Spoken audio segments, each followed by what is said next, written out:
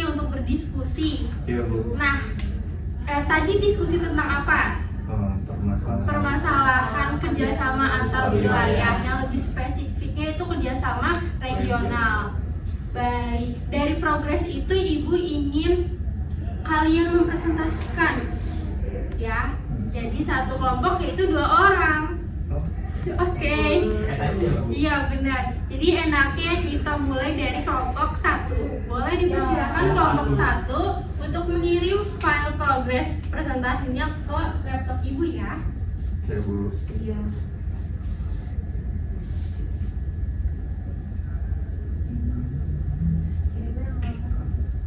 Kirimnya boleh lewat via WhatsApp grup ya.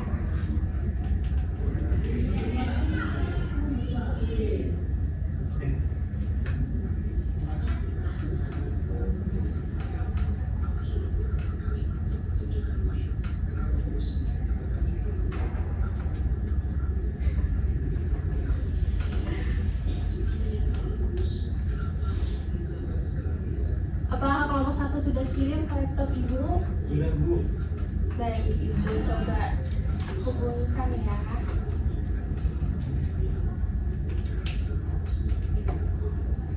Apakah sudah terlihat di layar?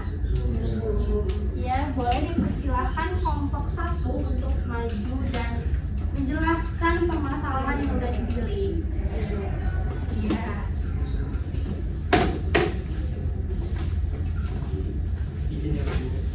Iya. Oh, sini enggak? Ini, kita dulu ya, Bu. Dimulai dari perkenalan. Oh. Assalamualaikum warahmatullahi wabarakatuh. Waalaikumsalam warahmatullahi wabarakatuh. Perkenalkan, kami dari kelompok 1 ya, Desi ya? Iya. Iya, saya Lintang Kumboro dan Saya Desi. nah kami ingin memaparkan ya, Desi, Iya, hasil dari diskusi kelompok kita tentang masalah. kerjasama antar wilayah. Nah, yang pertama mungkin Desi duluan ya. Jadi masalah kerjasama antar wilayah itu ada ketidakmerataannya sumber daya secara adil dan berkelanjutan antar wilayah untuk mengatasi ketidakseimbangan ekonomi dan sosial. Nah, jadi untuk memastikan distribusi sumber daya yang adil dan berkelanjutan antar wilayah, perlunya dilakukan yang pertama itu ada perencanaan pembangunan yang terarah. Jadi implementasikan perencanaan pembangunan yang mempertimbangkan kebutuhan dan potensi setiap wilayah secara proporsional. Lalu yang kedua itu ada pemberdayaan lokal. Nah, jadi kita harus mendorong partisipasi masyarakat setempat dalam proses pengambilan keputusan untuk memastikan kebutuhan dan aspirasi mereka itu diakomodasi.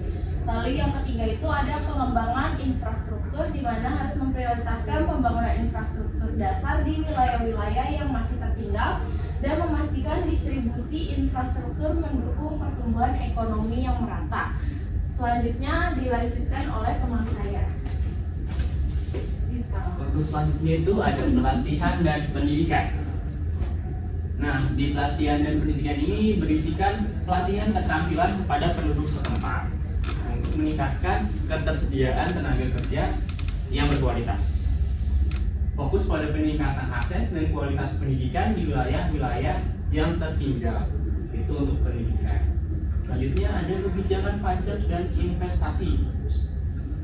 Dalam hal ini diterapkan kebijakan pajak yang adil untuk mendorong investasi di wilayah-wilayah yang membutuhkan dorongan ekonomi.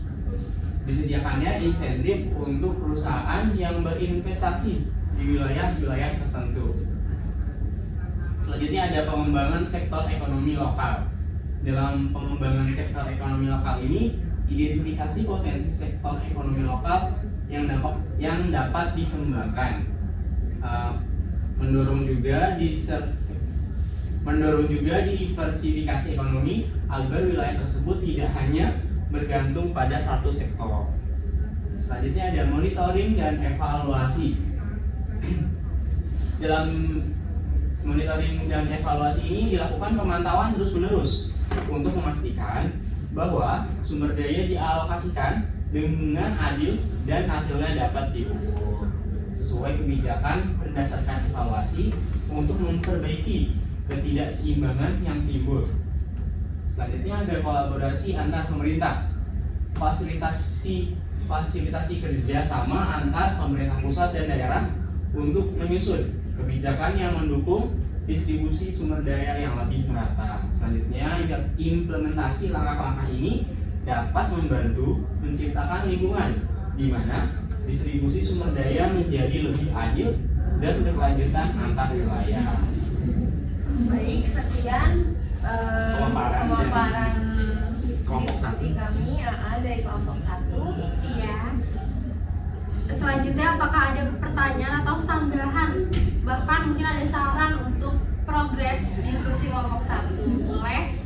Saya mau nanya, Oh iya, boleh. contoh partisipasi masyarakat dalam mendistribusikan sumber daya itu gimana sih? Boleh langsung Langsung dijawab aja, nih? Pak. Iya boleh. Supaya tuh masyarakat tuh tahu perannya dia jadi apa di lingkungan itu. Kalau misalnya nih kita nih masyarakat kan mau membantu pemerintah supaya distribusi apa tadi ibu Sumber daya Iya, lebih adil. lebih adil. Nah kita tuh harus tahu dulu peran kita tuh ngapain gitu. Jadi ibu dapat poinnya ya. Jadi dari sosialisasi dari pemerintah, masyarakat itu belajar perannya itu apa sehingga dapat membantu pemerintah juga dalam mendistribusikan sumber daya yang lebih adil. Gitu. Oke, apakah sudah terjawab, Dinda? Terjawab. Terima kasih. Baik. Ya. Mungkin ada pertanyaan yang kedua untuk kelompok 1, dipersilakan. Mau nanya dong, Pak Iya. tapi di scroll yang tadi deh, yang kolaborasi pemerintah kalau nggak salah.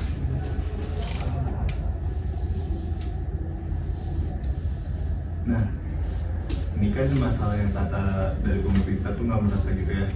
Belum lama ini tuh Pak Presiden kita, Pak Joko Widodo tuh sempat bilang kalau misalnya dari atasan tuh misalnya sesuai proposal ngasihnya misalnya minta 5 miliar, turun 5 miliar. Tapi kenapa pas masyarakat itu pemerataannya itu nggak, mungkin kalau dihitung itu nggak sampai 5 miliar gitu.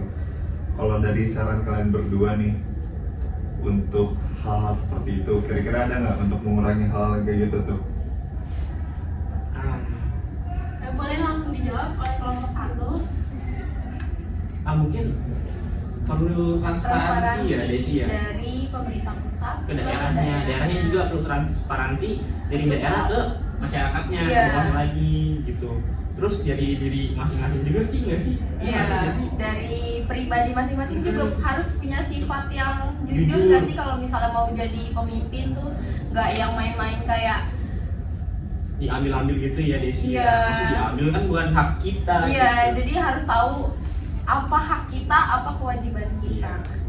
Kalau menurut kita sih Apa?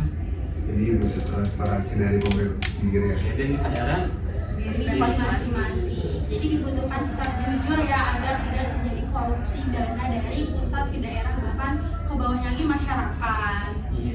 Jadi itu bisa keseimbangan gitu yang lebih adil sumber dayanya dari pemerintah atas ke bawah sampai masyarakat. Oke, terima kasih kelompok 1 sudah menjawab pertanyaan Aji. Adakah pertanyaan yang lain untuk kelompok 1? Boleh Kak Izul? Bisa di scroll ke atas nggak? Tanya Boleh. Jawa.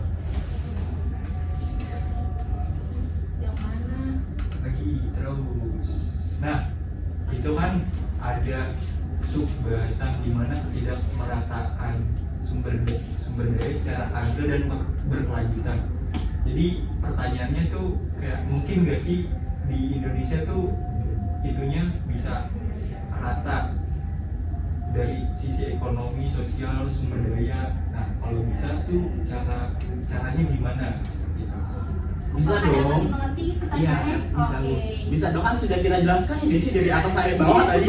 Nah, ini tuh tujuan apa supaya merata tadi Iya, dari apa atas. faktornya Iya. yang memastikan agar distribusinya itu merata, adil, agar masyarakat sejahtera. Itu ada poin-poinnya dari perencanaan pembangunan terarah sampai yang Sampai tadi yang tadi kolaborasi bawah tuh antar kolaborasi. Iya. pemerintah.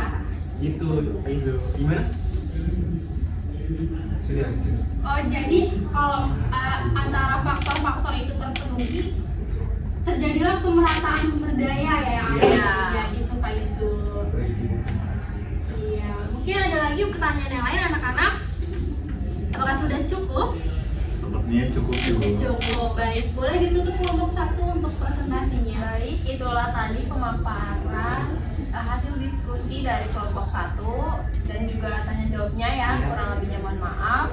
Assalamualaikum warahmatullahi wabarakatuh. Kita beri aplaus dulu buat kelompok 1. Terima kasih kelompok 1, silakan duduk. Nah, Makasih, Bu. kelompok 1 itu tuh membahas tentang ketidakmerataan sumber daya secara adil dan berkelanjutan sehingga mengatasi ketidakseimbangan ekonomi dan sosial. Oke, mungkin diskusinya kelompok 1 sudah dan waktunya kelompok 2 untuk mempresentasikan hasil diskusinya. Dipersilahkan, mungkin filenya bisa kirim ke laptop ibu ya lewat WhatsApp group.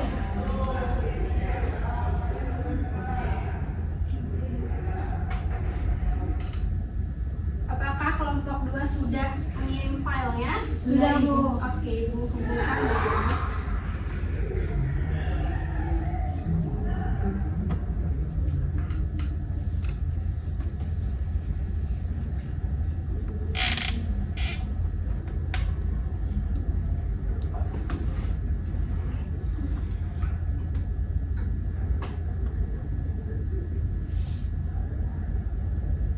Baik, apakah sudah terlihat? Sudah, Bu. Baik. Dipersilakan untuk kelompok 2 untuk maju ke depan dan memaparkan progres diskusi masalah yang sudah dipilih. Bisa.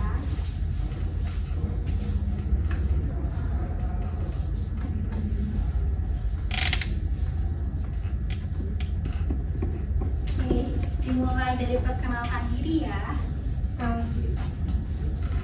Assalamualaikum warahmatullahi wabarakatuh. Waalaikumsalam warahmatullahi wabarakatuh. Halo semua, kita dari kelompok 2. Saya Dina Cantika Putri dan saya Koyunisa. Jadi kita akan memaparkan hasil diskusi dari saya dan Nisa. Dan itu tuh tentang kerjasama antar negara dapat mempengaruhi kedaulatan suatu wilayah atau negara. Dan dalam konteks globalisasi, kerjasama antar wilayah itu dapat memiliki dampak yang signifikan terhadap kedaulatan satu wilayah atau negara. Dan ini ada beberapa cara kerjasama antar wilayahnya. Oke. Nah, yang pertama itu pengaruh pengambilan keputusan. Dalam kerjasama antar wilayah, negara atau wilayah mungkin harus menyesuaikan atau mengorbankan sebagian dari otonomi atau kemandirian mereka dalam mengambil keputusan. Jadi kayak contohnya ketika negara atau wilayah terlibat dalam perjanjian perdagangan internasional, mereka tuh harus mematuhi aturan atau kebijakan yang ada gitu. Jadi boleh di next. Boleh.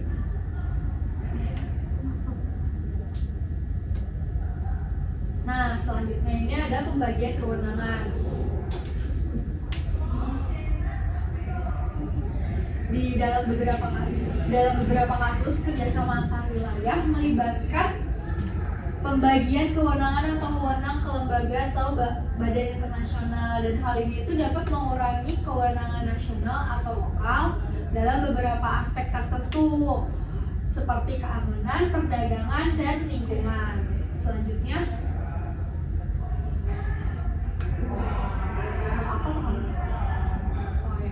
lalu selanjutnya ini ada standar internasional. Lalu dari kerjasama antar wilayah ini itu tuh sering sekali dibuat standar internasional dalam berbagai bidang seperti lingkungan, hak asasi manusia, dan perdagangan. Dan hal ini tuh dapat memaksa negara atau wilayah tertentu untuk mengubah kebijakan dalam rangka mematuhi standar ini, bahkan jika kebijakan tersebut bertentangan dengan kepentingan atau nilai-nilai nasional mereka. Selanjutnya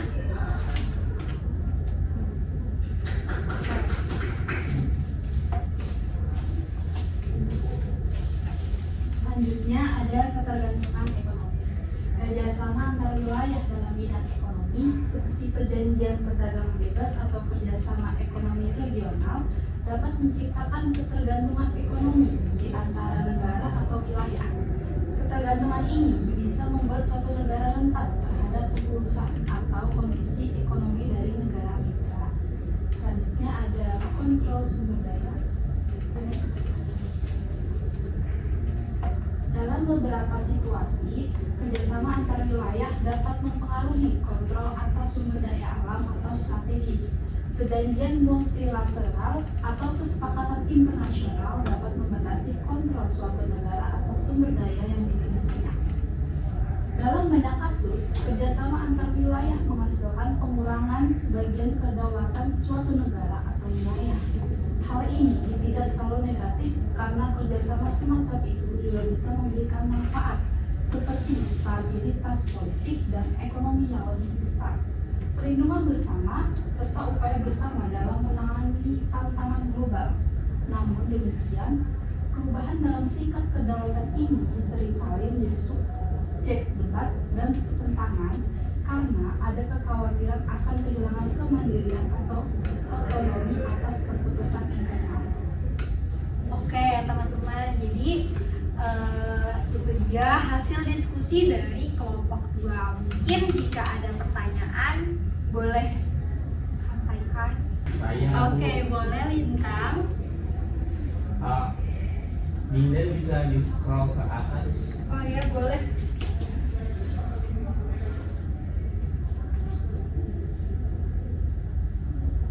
Di bawah, nah sudah.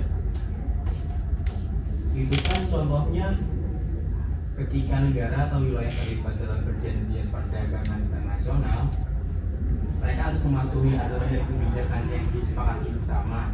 Tapi kalau salah satu negara atau wilayah itu melanggar perjanjiannya, gimana tuh? Jadi kan kalau ini kan kerjasama ya, kalau kerjasama kan pasti ada kayak kesepakatan. Kalau misalkan salah satu negara tuh melanggar kesepakatan yang memang udah mereka sepakati dari awal, yang pasti kerjasama itu bakalan batal gitu, nggak jadi gitu kerjasamanya gitu Lintang. Jadi langsung diputus gitu ya? Iya, soalnya kan udah dari awal kesepakatannya. Kalau misalkan udah sama-sama setuju gimana? Oke Dinda, terima kasih. Iya. Mengucapkan terima kasih kepada kelompok 2 yang telah memaparkan progres diskusinya mengenai kedaulatan negara ya, mempengaruhi kerjasama antar wilayah. Boleh dipersilakan kelompok 2 untuk duduk kembali. Terima kasih. Iya.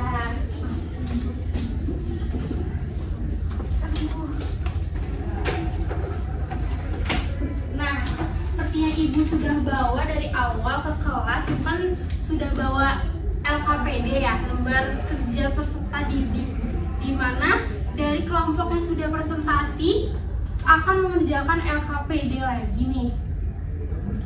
Jadi Ibu akan bagikan ya. Oke, Bu. Boleh. Terima kasih, Bu.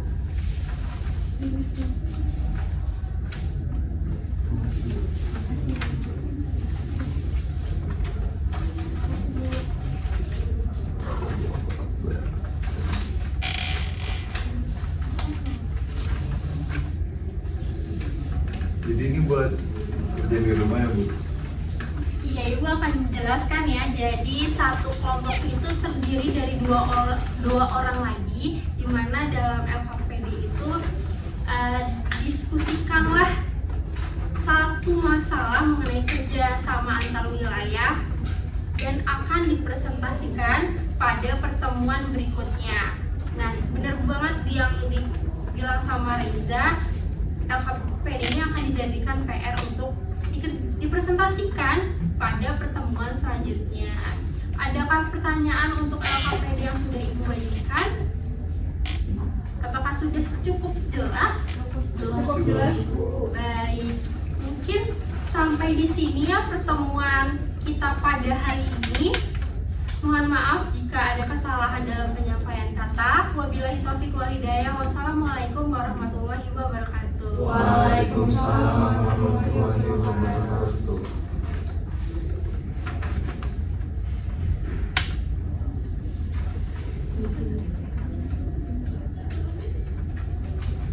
Ibu duluan ya. Terima kasih.